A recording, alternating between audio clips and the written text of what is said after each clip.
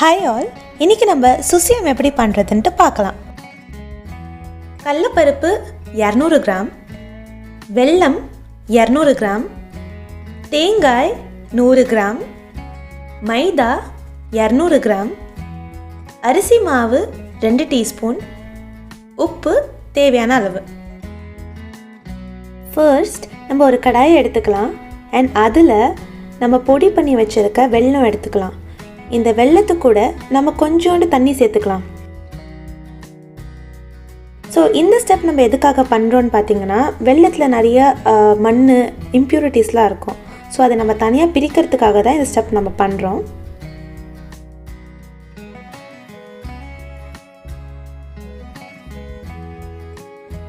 இப்போது நம்ம வெல்லம் நல்லா கரைஞ்சிடுச்சு, எங்கேயும் கெட்டியாக இல்லை. ஸோ இதை நம்ம எடுத்துகிட்டு இப்போ நம்ம வடிகட்டியை வச்சு இதை வடிகட்டிடலாம். ஸோ வெல்லத்தில் இருக்கிற மண் இம்ப்யூரிட்டிஸில் இந்த வடிகட்டியில் சேர்ந்துடும் அண்ட் நமக்கு கிண்ணத்தில் அழுக்கு இல்லாத பியூரான வெல்லம் கிடச்சிரும். இப்போது நம்ம இன்னொரு கடாய் அப்படி இல்லாட்டி ஒரு நான்ஸ்டிக் பேன் எடுத்துக்கலாம் அண்ட் அதில் ஒரு டீஸ்பூன் நெய் எடுத்துக்கலாம். இப்போ நெய் உருகிடுச்சு அண்ட் நம்ம துருவி வச்சுருக்க தேங்காய் இதில் சேர்க்க போகிறோம். இது ஒரு 100 கிராம் இருக்கும், அரை மூடி தேங்காய். ஸோ தேங்காய் மேலே இருக்கிற அந்த ப்ரௌன் கலர் லேயர் இருக்குது இல்லையா, அதை சீவிட்டு நம்ம துருவிக்கலாம். அப்போ தான் அதோட டேஸ்ட்டும் நல்லாயிருக்கும், பார்க்குறதுக்கும் நல்லாயிருக்கும். இது ஒரு நிமிஷத்துலேருந்து 2 நிமிஷம் வதக்குறோம். அப்போ தான் அதோட ஸ்மெல் வர ஆரம்பிக்கும். ஸோ அது ஸ்மெல் வர ஆரம்பித்த உடனே நம்மளோட கடலைப்பருப்பு, அதாவது வேக வச்ச கடலைப்பருப்பு தண்ணி இல்லாமல் இதில் சேர்த்துக்கிறோம். கடலைப்பருப்பு 1 மணி நேரம் ஊற வச்சதுக்கு அப்புறமா குக்கரில் ஒரு 4லேருந்து 5 விசில் விட்டால் வெந்துடும். ஸோ அதுக்கப்புறமா நம்ம கடலைப்பருப்பில் இருக்க தண்ணியை வடிகட்டிட்டு வெறும் கடலைப்பருப்பை மட்டும்தான் நம்ம இதில் சேர்க்குறோம். தண்ணி சேர்க்கக்கூடாது. தண்ணி சேர்த்தா ரொம்ப லிக்விடாக போயிடும். அதுக்கப்புறம் நீங்கள் நிறைய நேரம் கிளறுற மாதிரி வந்துடும்.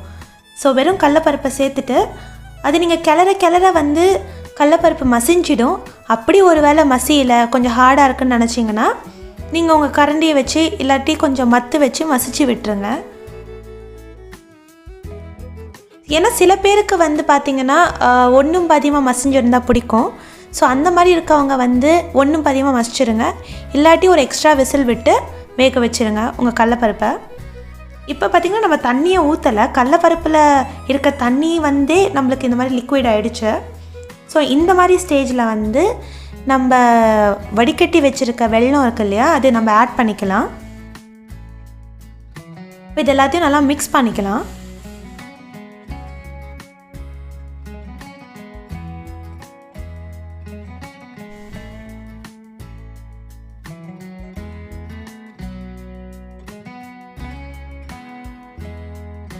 ஸோ இப்போ இது கொதிக்க ஆரம்பிக்குது அண்ட் நீங்கள் இதை மிக்ஸ் பண்ணிகிட்டே தான் இருக்கணும். இந்த மாதிரி ஒரு திக் கன்சிஸ்டன்சி வர வரைக்கும். அப்போ தான் நம்ம உருண்டை பிடிக்க முடியும். உருண்டை பிடிக்கிற அளவுக்கு கன்சிஸ்டன்சி வரணும் அண்ட் அது வரைக்கும் நீங்கள் இந்த மாதிரி கிளறிக்கிட்டு தான் இருக்கணும். அண்ட் இது நான்ஸ்டிக்னால பிரச்சனை இல்லை. பட் தென் உங்களுக்கு கடாயில் யூஸ் பண்ணுறீங்க அலுமினியம்லாம், ஸோ அது கிளறிட்டு இருந்தால் தான் ஒட்டாமல் இருக்கும்.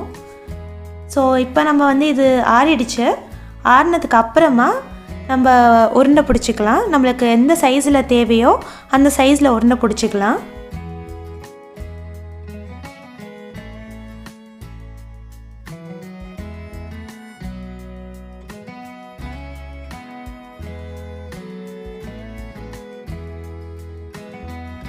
ஸோ பார்த்தீங்கன்னா நம்ம இப்போது உருண்டை பிடிச்சி முடிச்சாச்சு.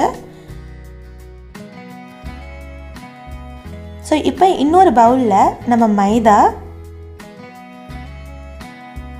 அரிசி மாவு, உப்பு இது 3த்தையும் சேர்த்துட்டு மிக்ஸ் பண்ணிவிட்டு நம்ம இது மாவாக கரைச்சிக்க போகிறோம். தேவையான அளவுக்கு தண்ணி ஊற்றிக்கோங்க. நான் உங்களுக்கு கன்சிஸ்டன்சி காட்டுறேன். ஸோ அந்த கன்சிஸ்டன்சியில் வரணும். இப்போ பார்த்தீங்கன்னா மாவு பண்ணியாச்சு அண்ட் இந்த கன்சிஸ்டன்சியில் தான் இருக்கணும். நம்ம இதில் தான் அந்த பால்ஸை டிப் பண்ணிவிட்டு நம்ம எண்ணெயில் பொடிக்க போகிறோம். ஸோ இந்த இடத்துல நான் உங்களுக்கு ஒரு ட்ரிக் சொல்கிறேன். சம்டைம்ஸ் வீட்டில் மைதா அப்படி இல்லாட்டி அரிசி மாவு இல்லாட்டி நீங்கள் வந்து உங்கள் இட்லி மாவில் கூட இந்த பால்ஸை துவைச்சி எண்ணெயில் பொரிச்சிடலாம். ஸோ இதுதான் ஒரு குவிக் ட்ரிக்கு. ஸோ இப்போ நம்ம பால்ஸை டிப் பண்ணியாச்சு. அண்ட் இதை வந்து நம்ம எண்ணெய் சூடானதுக்கு அப்புறமா பொரிக்கலாம். எண்ணெய் சூடாயிடுச்சு. ஸோ இப்போ நம்ம வந்து பால்ஸை எண்ணெயில் போட்டுடலாம்.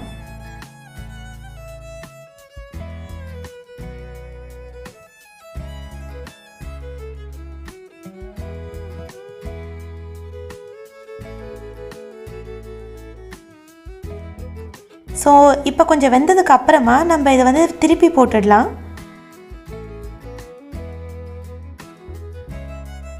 இது கோல்டன் ப்ரௌன் வர வரைக்கும் நம்ம வந்து பொரிக்கணும். இப்போ பார்த்திங்கன்னா இது வந்து கோல்டன் ப்ரௌன் அந்த மாதிரி வந்துருச்சு. ஸோ இப்போ நம்ம எண்ணெயை விட்டு இதை நம்ம டிஷ்யூ பேப்பரில் ட்ரான்ஸ்ஃபர் பண்ணிக்கலாம். இந்த ரெசிபி ட்ரை பண்ணி பார்த்துட்டு எப்படி இருந்துச்சுன்னு கீழே கமெண்ட் செக்ஷனில் போஸ்ட் பண்ணுங்கள். அண்ட் இந்த நவராத்திரியை உங்கள் ஃபேமிலியோட மிக்க மகிழ்ச்சியோடு கொண்டாடுங்க. And tata, bye, take care.